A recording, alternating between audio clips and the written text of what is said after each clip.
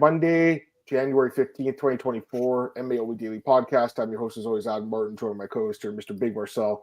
We're going to be recapping UFC Vegas 84, and then we got a second podcast in an hour. We're going to be previewing UFC 297. We got a special guest for that one, Art C from Twitter. He's going to come on with us. He's another guy from Toronto who loves MMA. We've been talking to Art for a long time. I think he was on Nick's show a few months ago, maybe. I know you were just on too, Marcel, by the way. How was that? Yeah, it was fun, man. Finally, actually talked to Nick. I never did before, and also never talked to Johnny before. On screen. So, yeah, it was fun. I thought it was a fun show. Have you watched it? I didn't see it yet, no, but I saw that you were tweeting about it. I just didn't have time to watch it. But did you give out Batista as your pick? Yeah, I gave out Batista, and I said another one I was considering was Preston Parsons over Matthew Sullivan. Yeah, that was, Marcel, as the week went on, like I was kind of feeling that one a little bit too, right? Like we were both kind of on the fence about that fight, but anyways, it was definitely a good week for us. And yeah, I mean, overall, like 9-2 in my picks. I think we had the same picks. Did we have the same picks? Yeah, 9-2 as well. Yeah, we went 9-2. I mean, you can't really complain too much. It would have been nice to get Parsons. And then what was the other one we got wrong? Mata against Nolan. I mean, I just didn't see that coming. I really did not see that one coming. But yeah. Anyways, let's get some comments here. We'll start off the show, guys. Joe, what's up, brother? How you doing, man? Joe's Eagles are playing tonight, and I'll be watching that game. I got the Bills game on in the background here, but it's already 14-0, so I expect them to blow out the Steelers. Glenn, what's up, brother? How you doing, man? Yeah, I'm with you, Joe. I'm doing the exact same thing. Cowboys suck. Nice to see them lose again. What's up, Lockdown Updates? Great, what's up, man? Great picks, guys, last week. Will you be doing another breakdown? Hell yeah, we will. So in an hour, or not even an hour, probably even 45 minutes. I mean, we're just going to recap this. Here's the thing, like, there are other events like LFA that went on and stuff. We don't really talk about that on here. It's just too much, to be honest. But other than like Bellator, PFL, and UFC, Marcel, and there's no Bellator or PFL right now. Like, so these are just like UFC shows. So they go by a little faster, which I don't mind. There is that first Bellator card. Whatever it is, PFL Bellator next month. Is it next month? Saudi Arabia? Is that what it is? I'm not sure. Yeah, possible. It's like the champ versus champ kind of thing, or not. That's interesting, but yeah. Yeah, I'll look forward to talking about that one for sure. But yeah, until then, whatever. All right, I say we get into the recap, Marcel. Also, we got hype in the chat and just a comment from Octagon Updates, modern wrong. I mean, I was just talking to Marcel off air. Like, yeah, I just didn't see. Like, I always say this. There's always like a surprise of the night. That's what I say. There's always one that I really didn't see coming. That was the one. Like, the guy just didn't perform well at all in the UFC, and then he goes in there and blasts this prospect who looked pretty good. We got Antoine in the chat. What's up, Antoine? Hope you're doing well, man. All right, let's get into it, Marcel. UFC Vegas 84. Start with the main event. Ankalaev knocks out Johnny Walker in the second round. I mean, really no surprise for me here. We both predicted this, right? So just pretty much just a dominant performance like after that first round, which was close, and then second round just blows through him. So to me, it's like I think he should have been fighting for the belt. So like this just kind of puts a cherry on top. Like I know Walker's not ranked that high, but he's still a top 10 guy, and he knocked him out, and he hasn't lost in it's 11 straight fights unbeaten now. Marcel, he's got to fight for the belt now. And I think you agree. I want to have a 5 second of silence, Adam. Give me 5 seconds. Yeah, this is for the people who were thinking that Ankalaev was going to get knocked out by Johnny Walker. I'm sorry, guys, it wasn't going to happen. So the thing is, like, let's be honest, the UFC really doesn't like Ankalaev. A lot of people really don't like Ankalaev. They say he's boring, so I was so happy to give him, to see him. Listen, like I said, I'm nothing against Johnny Walker. I think he's a fun guy. I like his fights as well. But I was happy that Ankalaev got that win by a knockout, by a stoppage, so people can stop complaining. I want to see him fight Alex Pereira, man. I have nothing against Jamal Hill. Let Jamal Hill heal a little bit more and let him fight the winner of those two. You know what I mean? I want to see him fight Alex Pereira, one, because it's probably Alex Pereira's most difficult fight in the division, in my opinion, stylistically, And two, I think Ankalaev deserves it, He already got screwed in the Blachowicz fight, in my opinion. I know some people saying that they think it was a draw. I think he should have won. The first Walker fight was kind of his own fault, And the second one, he took the win, and he did well. So, obviously, I want to see that fight as well. And do it in fucking Brazil, man. I don't care. Do it in 3-on-1. Pereira, Ankalaev, good fight. I think Pereira Hill isn't that great of a fight if you compare it to Pereira Ankalaev. But Hill should get a title shot as well. But I would make him fight one of those, the winner of that fight. But that's my opinion. That's fair. Okay, let's get some comments. And this was asking about the Saudi Arabia thing. Yeah, apparently UFC postponed that card. Is that true? Is that fact? Mm-hmm. So they probably didn't have a main event, right? Yeah, I talked to 2 fighters on the card so far, and they were like, "What the hell is going to happen?" I was like, "You're asking me? That's nice." I was like, "Let me try to find out." And one of the guys said like that the UFC offered him now to fight in the Apex same date, so it's likely going to be an Apex card now, I think. But I don't think all fights will be. Yeah, I don't think all fights will be happening there because there are some guys who probably don't have working visa for US. So I mean, they were all like Muhammad's on the card. Every other fighter was named Muhammad. They had like Naima. Naima wasn't on the card, but the other guy, the Yahya guy, was on the card. The Sharaputin guy was supposed to be on the card. Like, and all the Middle Eastern fighters were supposed to be on the card. That's what I'm trying to say here. And now I don't know if these guys. Why would? Not that they won't fight in Apex because like they still have to make their paychecks, but like why would they fight there when they could wait till June, right? Yeah, listen. For example, there are fighters like I think the matchup that recently got announced with Luik Radzhabov against Abdul Karim Al Salwadi. Both guys are training out of the US, so they probably have a working visa. Alex Perez has a working visa. I don't know about Mokaya, for example. You know what I mean? So because he's from England. So that's the thing, they have a lot of international bookings on that card, So he's supposed to fight Alex Perez, your boy, right? So yeah. I'm sure you talked to Alex. I'm sure he's one of the 2 fighters. You can't say that. He's one of the 2 I've talked to. Yeah, I'm pretty sure. Yeah, you could say that. Yeah. Tom Dolan disrespecting. Yeah, for sure. We'll talk about that fight. So sorry, just read some of their comments here. Miller, man. I mean, looking back, especially, right? You thought you were gonna fart, Marcel. I wasn't sure. I don't know what was going on either. This guy's gonna explode here. All right. But yeah, no, I agree with you. Everything you just said, pretty much. Yeah, like I think that's the fight to make. Ankalaev and Pereira. Like I understand Hill is the foreign champ. He deserves a title shot, but like again, is he even really ready for that? I don't know. And to me, like Ankalaev's done enough to get that title shot. I know UFC doesn't like quote unquote like him that much, but maybe they'll like him a little more after he gets the knockout here. So I really. Go ahead. I really feel like the UFC is really afraid for the Russian takeover, man. And I'm not even kidding, Ankalaev 205, Chimaev 185, Rakhmonov, he's Kazakh, I know, but 170, Makhachev 155, Umar Nurmagomedov 135. I don't say he's going to be champion soon, but it's possible. You know what I mean? It's definitely possible. So I really feel like they're really like, fuck, dude. It's like, we have so many of these guys from Dagestan or from Russia who are like really, or from Chechnya, who are really good, and we want to have some, like also some other champions. And listen, guys, I don't say Pereira cannot win against Ankalaev. Definitely not, because he can knock him out for sure, But man, in my opinion, I don't see why you don't want to see Ankalaev against Pereira, because if Pereira knocks him out, it even more validates his spot as the champion in the division, in my opinion, So yeah. Yeah, no, I agree with that. All right. Just to finish Antoine's question, I mean, they just didn't. I don't think they had a main event really. They wanted a better main event. My guess is they're going to just do Islam now in the main event, right? Is that what you're thinking?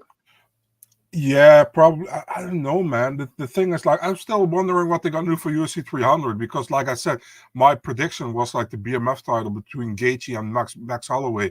And I wasn't even kidding, So with now that event going to June, maybe they do Makhachev against Gaethje in June. I have no idea, man. It's like so this came out of nowhere, pretty much, I also heard before, somebody told me that they wanted to do Khamzat Chimaev against Robert Whittaker as the main event for UFC Saudi Arabia.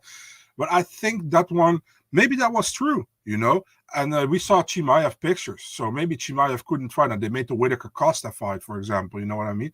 So I don't know. But yeah, some rumblings going on, but I have no idea, man. It's just really weird. Also, Dana White said, like, I'm going to announce the 2 title fights tomorrow for UFC 300. He said it on Tuesday or on Wednesday. We still don't have those 2. You know what I mean? It's hard to trust Dana sometimes. Anyways, all right, we'll go to the next fight here. Obviously, Jim. Well, actually, let's talk about the co-main event that got canceled. We should talk about that quickly too. Benel Kopp botched another weight cut. This isn't the first time he's missed weight, is it, Marcel? So this is, I think, the second time. I think, maybe even third. I think it's the second I'll time. double check. But yeah, But yeah, I remember when he fought Ode Osborne, he missed weight for that fight, and then we were like, he has to win, or he probably gets cut. And since then, he does well, And yeah, he went sick 2 weeks or 3 weeks ago, and I believe him in that because a lot of people apparently went sick around those weeks in Las Vegas for some reason. I don't know why, but yeah, that's still, I understand that he's like, fuck it, I want to fight, But on the other hand, yeah, then you shouldn't be able to make weight, and it sucks, On the other, and definitely for Cap, because if he wins that fight, he makes weight, he wins that fight, he gets a next title shot pretty much, because for the reason there was like Moreno Albazi, Albazi's out with a neck injury, I think, and then we got Moreno against Royval. Royval recently fought Pantoja, so they're probably not going to make the third match immediately.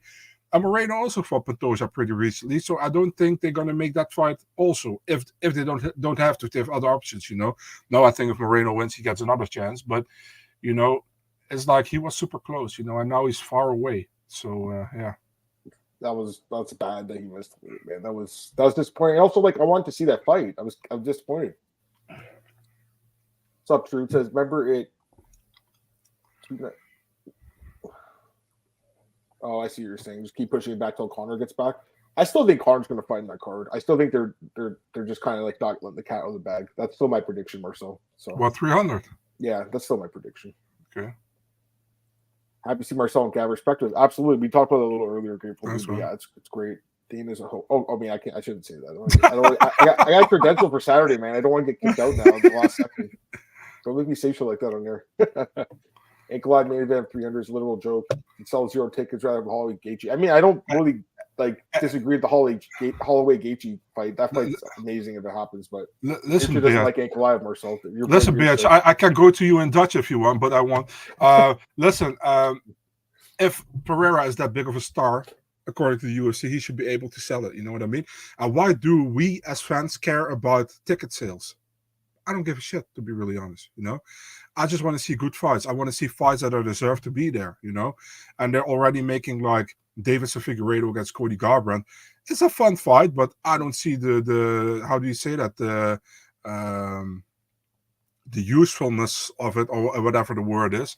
You got Davison getting the rankings number 7 or 8 now. Now he's fighting Cody. Imagine Cody wins that fight, he's ranked at bantamweight at number 8 again or something. It's just weird, Mm-hmm. So yeah, I mean, I think we just should see people who deserve it to fight the champion. And the thing is, they fucking stack 299. So 299 is going to be a better card than 300. I already can tell you that for sure. Yeah, no, fair enough. All right. We got to give our boy Fight Talk a shout out again because he did the artwork again. We appreciate it, man. Thank you. Some guys expect UFC to announce a big fight during 297 broadcast meeting. McGregor return. I mean, I still think that's the fight's going to happen, but we'll see. And also, like I said, I will be there on Saturday, so I'm looking forward to that. Go ahead, Marcel. Bro, nothing I hate more than the UFC announcing fights during the broadcast.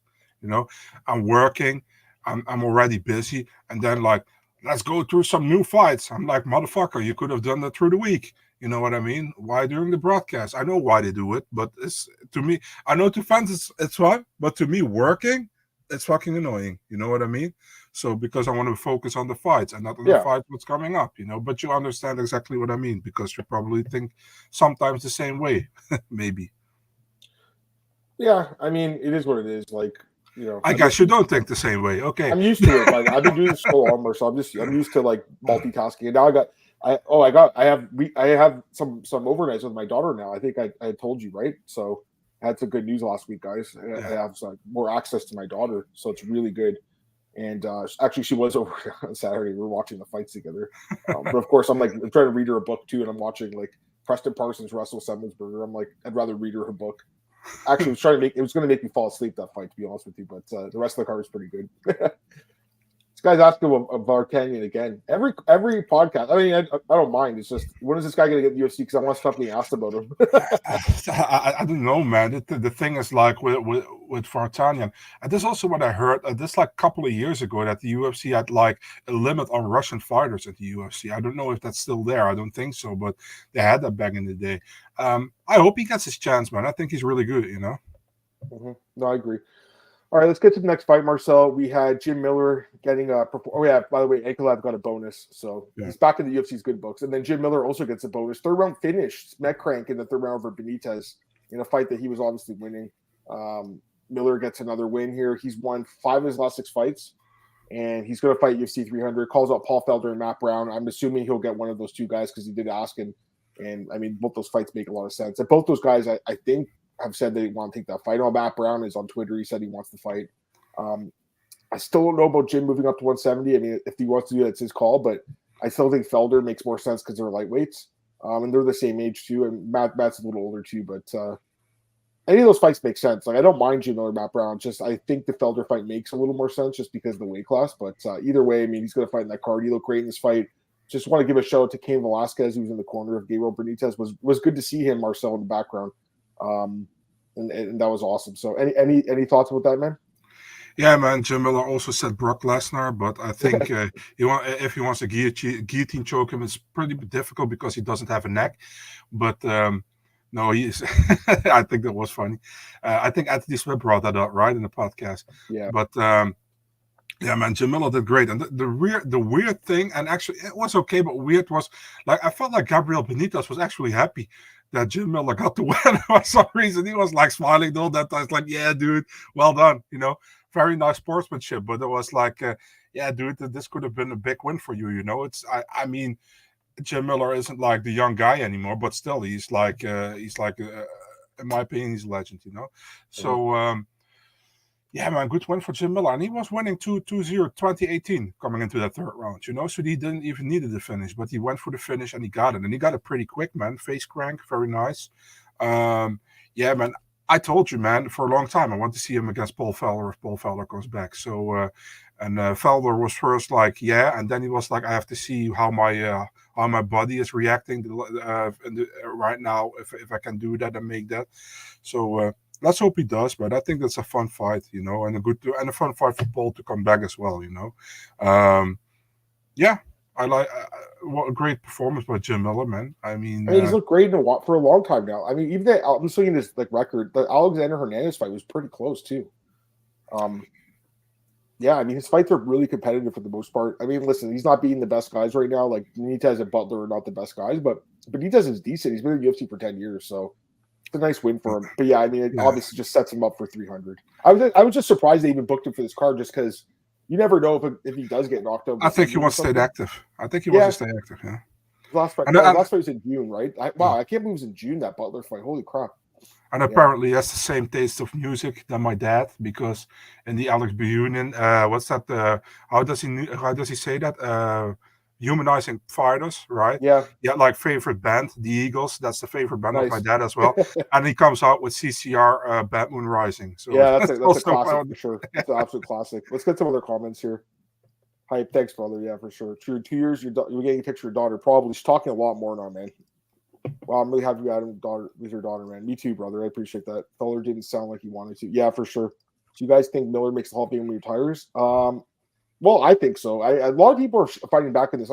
True's in the chat here. I saw True's comments in James's chat. He doesn't agree with it.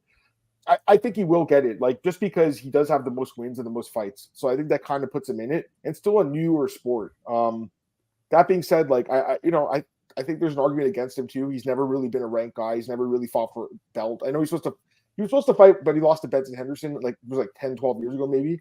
That was the fight to get him to the title. Yeah, and he didn't win that fight, but. And his, really, actually, his best win's Charles Oliveira, but it was before Charles was good. And then other than that, if you look through his resume, it's a lot of guys that are not very good. I'm just being honest here. I like Jim Miller, we all do, but let's just be fair.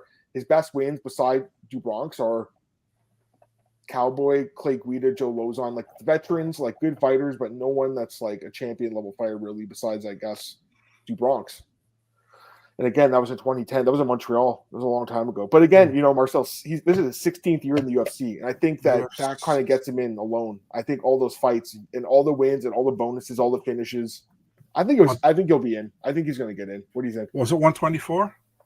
It was. Yeah. And the co-main event in that card was Stefan Struve, your guy, versus Sean McCorkle. Sean McCorkle, yeah. I remember that. Terrible. I think Stefan Struve said in a magazine, or no, his coach Bob Schreiber said in a magazine. Yeah.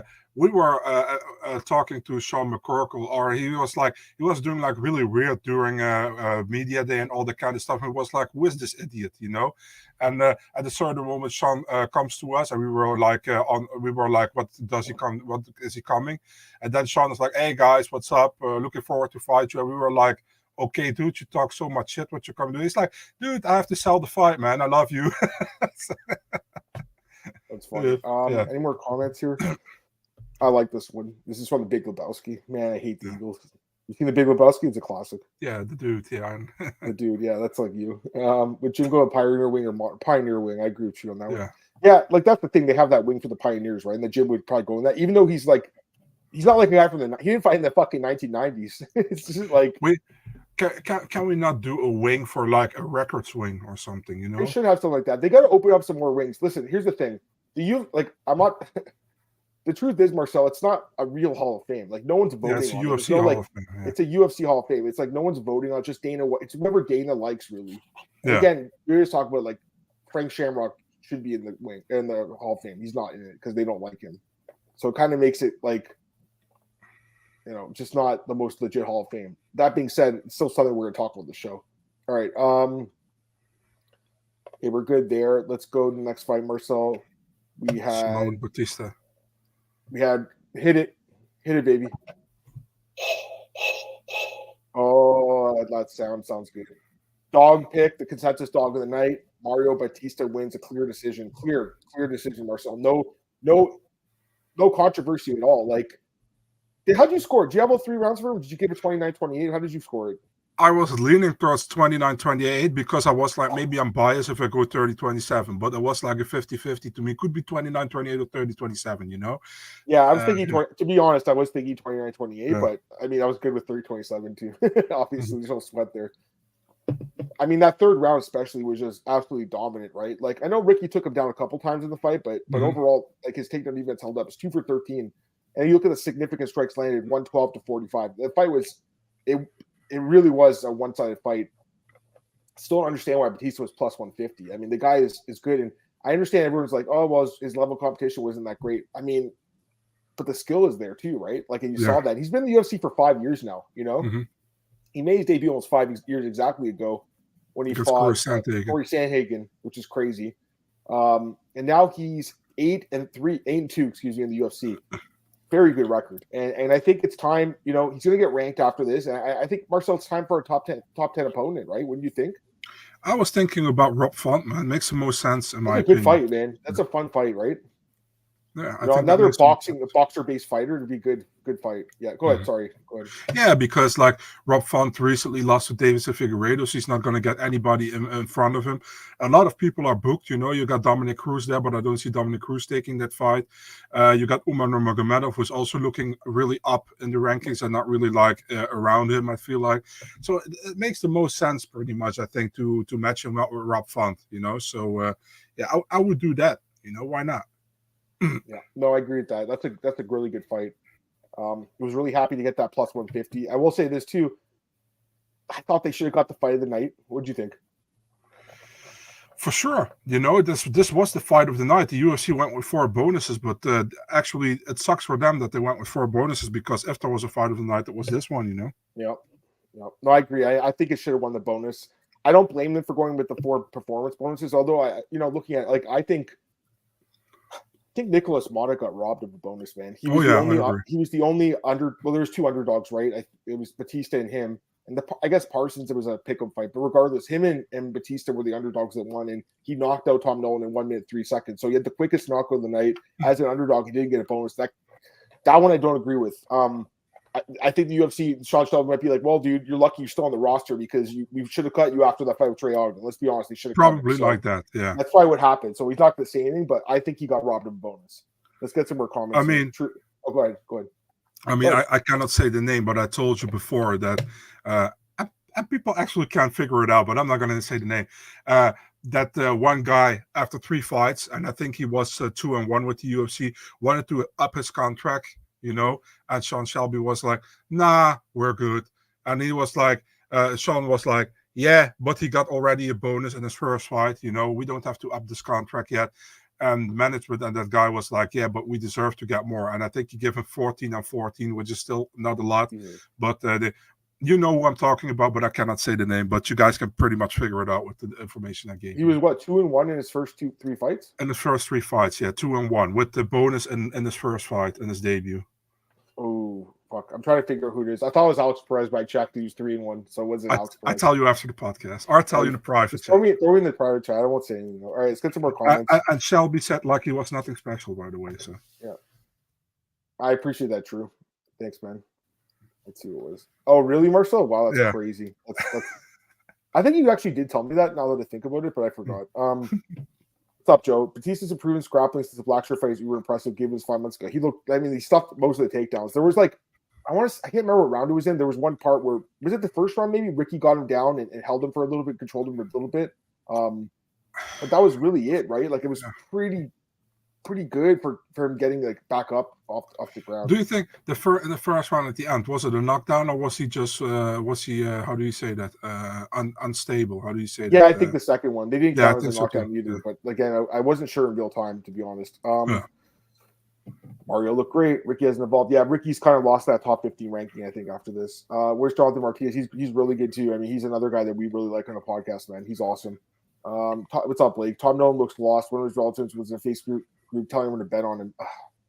On Nato or on Nolan? I mean, he looked terrible. Like, I was watching the fight and I had him right in the parlay, and I was like, man, what the hell is this guy doing? Like, left his chin wide open, left his hands down. It was terrible. It was just a really bad performance. And again, it's my fault because really, like, guys like that with no UFC experience, you got to be careful with, and I just wasn't careful enough. I just don't rate Mata highly at all, especially after that last fight. I was like, man, Mata's not very good anymore, and then that happens. What's up, man? It's a great movie, by the way. It's not SK, it's someone else, by the way.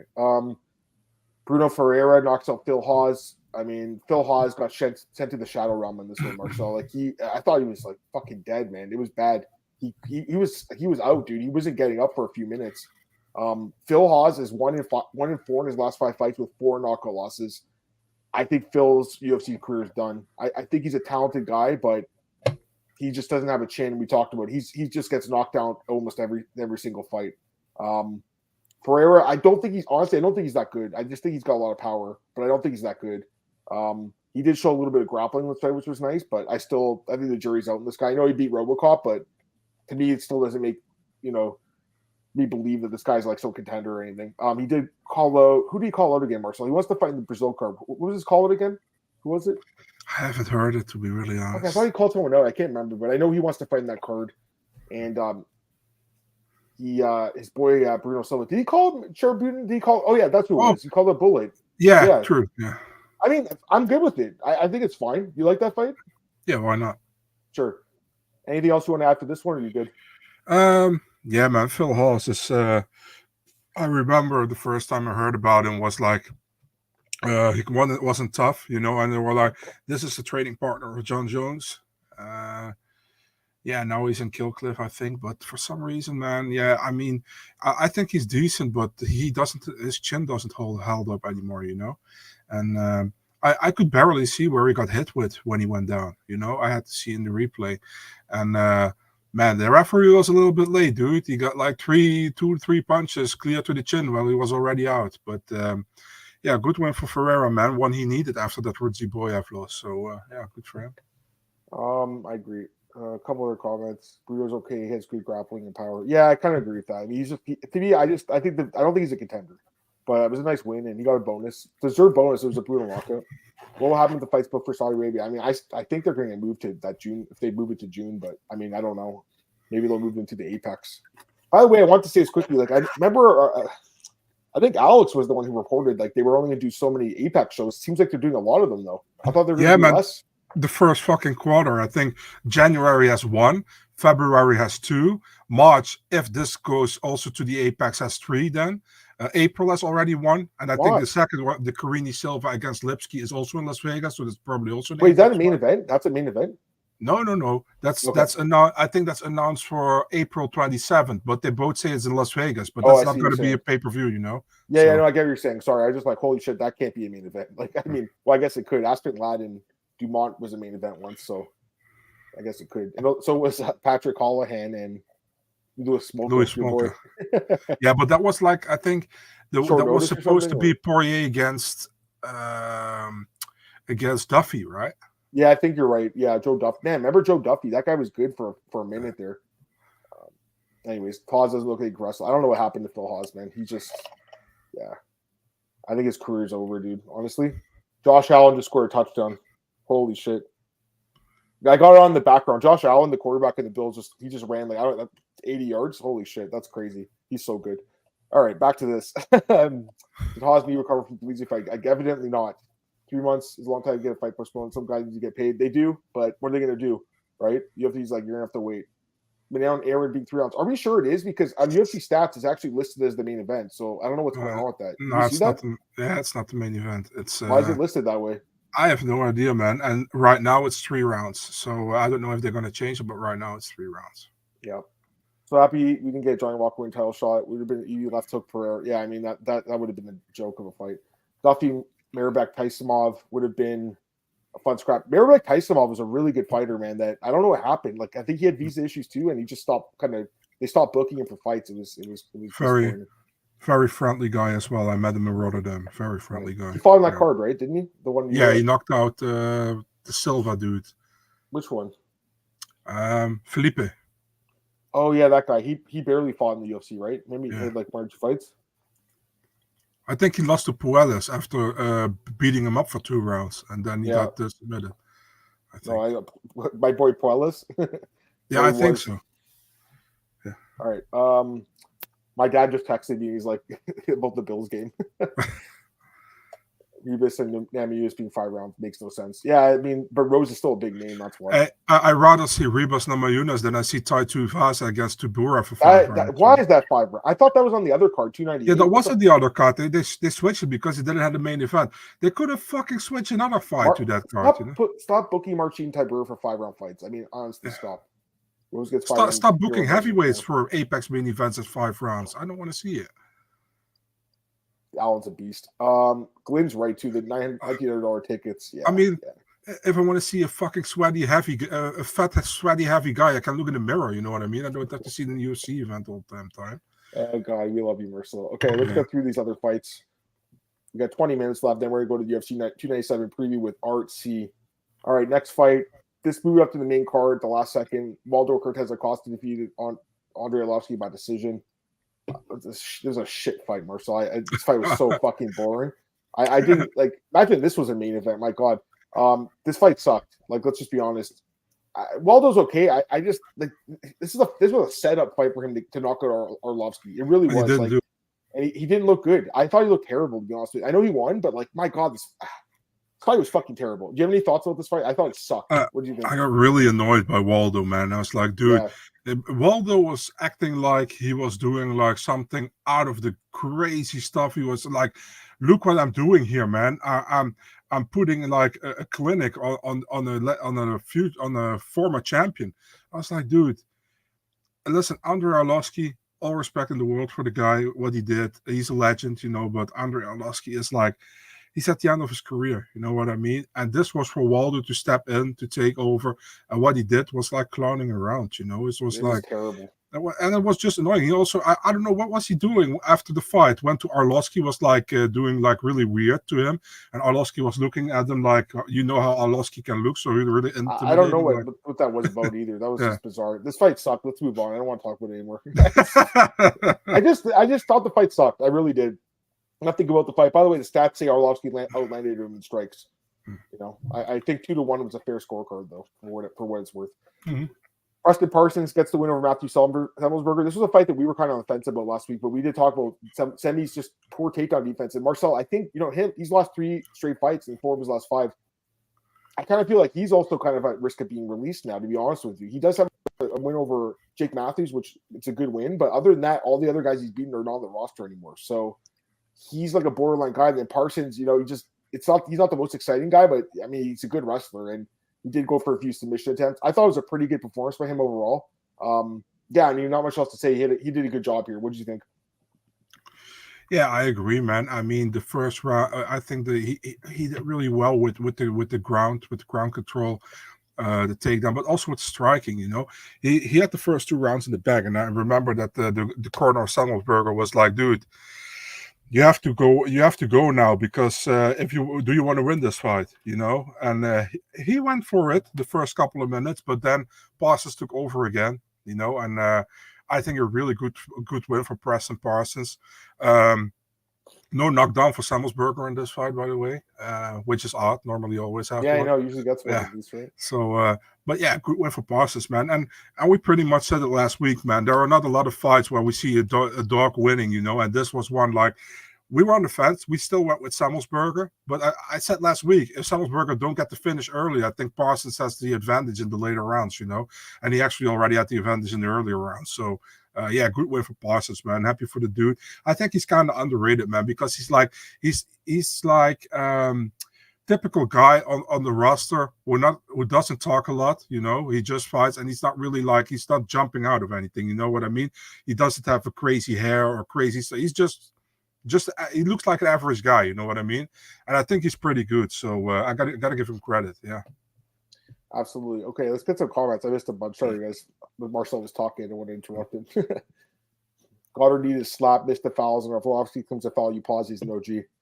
Glenn hates Goddard. I've seen worse decisions if 2 judges gave AA round 1. Yeah, I mean, it was. Arlovsky's always in close fights. Unless he gets finished, his fights are close. I bet Waller was hoping he'd lose by the second round. It was just a bad performance. I'm curious what a Contender Series guy's performance like Tom Nolan should be cut immediately. I mean, listen, like, I think it's a valid question, honestly, Blake, because like he just didn't look ready for the UFC, you know. At the same time, though, he's on a 4-fight contract for 12-12. They're going to give him another fight at least. If he gets knocked out again, they might be tempted to release him. Yeah, but I'm assuming they're going to go to Australia this year and they'll throw him on that card. But Mike, it was just a horrible performance. It really was. It was bad. We'll talk about him in a second. Joe doesn't like Cortez. I like him. I just think he had a bad fight. I don't know what happened, but yeah, I mean, I'm down on him now. Aaron Manon is important in fight and deserves 5 rounds. Yeah, I agree. I mean, I think everyone agrees. I ain't deal with the round and a half, 300 is. I still think it's Conor and Chandler, but we'll see. I think UFC's want to take fights away from 299. That's why Teber and Ty was moved instead of Almeida Blades. Probably. Nolan and Ricky killed me bad. No one hurt me, but Ricky, I mean, I got that one right. With Mario. Carson's good athlete, good cardio with Key Ryan. Yeah, I mean, he's a good grinder, right? But not the most exciting guy, but I think he's 2-2 now in the UFC. So, and his first fight was against D-Rod, and it was short notice. He got knocked out in the first round. And then the other fight was Trevin Giles, and I think it was a split decision, right? So, like, he's not bad. You know, he's not bad. Marcel, why didn't you confirm Armin Charles? For the simple reason that I only have one side, and I'm not posting anything if I only have one side. You know, yeah. I have another fight where I'm working on right now. It's for 298, 298. But I also have one side again, so I cannot say anything. You know, and that's the thing. You know, if I don't have 2 sides or more, I cannot. The thing is, I just cannot do it. You know what I mean? It's just not the right way to do it. All right, a couple other comments. Just one more. I don't know what to rate Aldo. Maybe give him Romanov. Yeah, that fight makes sense. That'd be a good fight.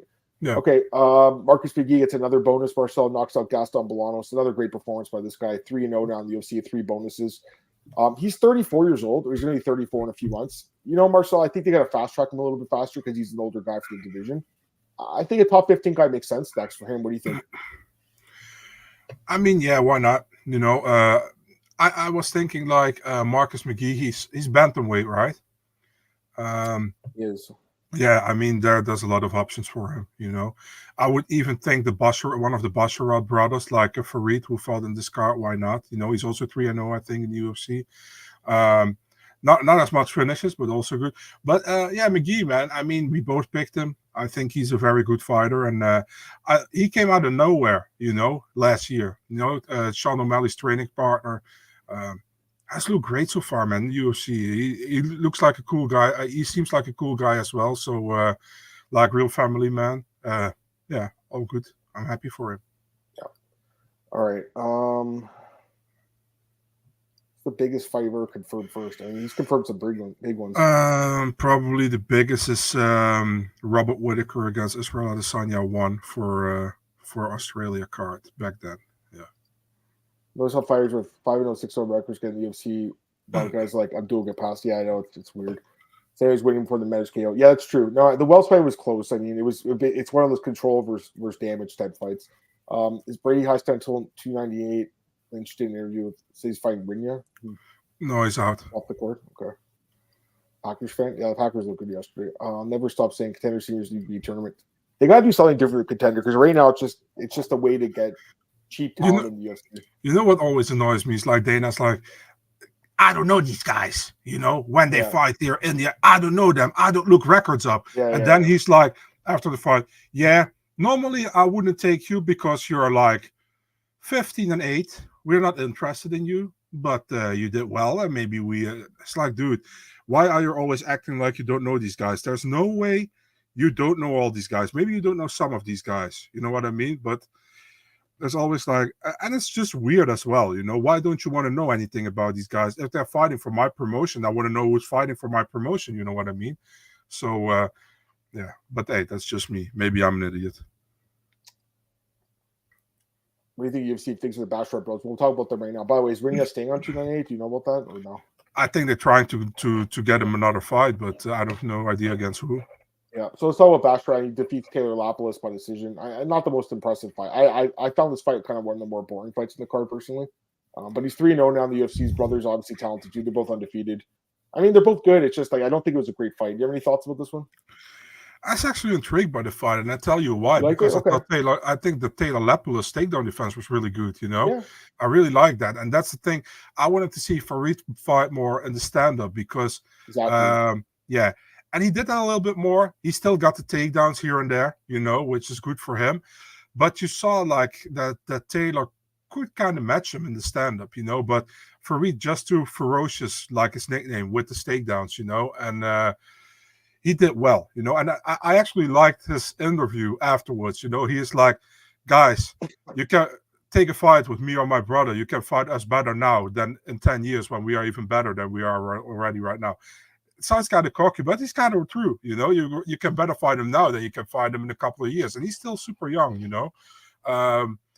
Listen, man, I understand that people are not really like a fan of the way the Basharat brothers are fighting, but still, they get it done, and they get it done like convincingly, 30-27s.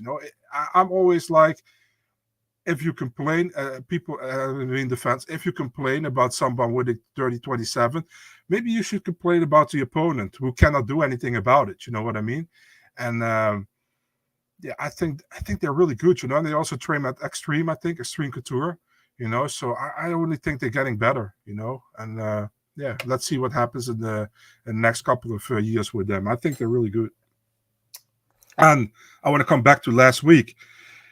Farid, Javid, you asked me, who do you think has the higher ceiling? And I said Javid probably, and Farid is maybe not now, but maybe later. I don't know, man. I think they're kind of equal to me right now, to be really honest. I think they can both come pretty far. And like I said, I'm intrigued by both guys, and we'll see. I'm really looking for what's their next matchup. A couple other comments here. What if UFC started a draft system like this? College wrestlers transition to MMA after graduation. I mean, they kind of do already, but it's up to those guys. Like, the thing is, there's still not that much money in MMA compared to like football or basketball, right? So yeah. When he says I'm not looking for 30, I know I hate when he says that too. He's talking about McGee versus McGrew. He's talking about McGee. I don't know. I mean, that'd be a good fight, but yeah, I don't know. 5 for 16 in the takedown, so decent takedown. It's nothing amazing though. Lapalus blame. I mean, listen. Maybe Marcel liked the fight a little better than you, but I didn't love it. All right, let's go to the next fight though, because we got a few more minutes before Art gets in here. Your boy Gene Silva gets the knockout win. Marcel, longest walkout of UFC history, probably 10 minutes to walk out. Gets the win though. I mean, Weston Wilson just shouldn't be in the UFC. Also, this fight should have been stopped sooner. I think too. I think the ref should have stopped the fight. Who was the ref? It was Mark Smith? Goddard. Yeah, I meant to say Goddard. They should have stopped the fight a little sooner, I think, Marcel. What do you think? Yeah, I think so too, man. The Jen Selva walkout let me think about Tamiras Vidal. That was also super long and kind of unnecessary. But yeah, he looked good. But man, if you're like almost a minus 1,000 favorite against somebody, in my opinion, and that's just my opinion, if you fight in the UFC, unless it's a champion fight that has to be there should be nobody higher than a minus 750 favorite when you fight somebody. You know what I mean? We are not an LFA, you know. This is like the pinnacle of the sport. There shouldn't be a minus 750 favorite unless it's a title fight, then it's possible that it happens, you know. So, yeah, I mean, pretty much happened what we expected, you know. Still, Weston Wilson is much longer, could kept the distance for some time, but the moment Silva cracked him, it was over, you know. It was over. And yeah, good win for Silva, good debut win. Kind of stole the win from Gabriel Santos, you know. Our boy Gabriel Santos, who is still 0-2 and who couldn't fight. This was actually his fight against Wilson. I'm really wondering what the UFC is going to do with Wilson, man. Will they give him another fight? No? I don't know. You never know with that. He's not good enough for the UFC, and also I think it's like a safety issue because, like, man, I mean, the guy's he just doesn't put his hands up at all. Doesn't block. He blocks the punches with his chin. He's not good. No offense to the guy. I mean, I'm sure he's a nice guy and everything, but I don't think he's a UFC caliber fighter.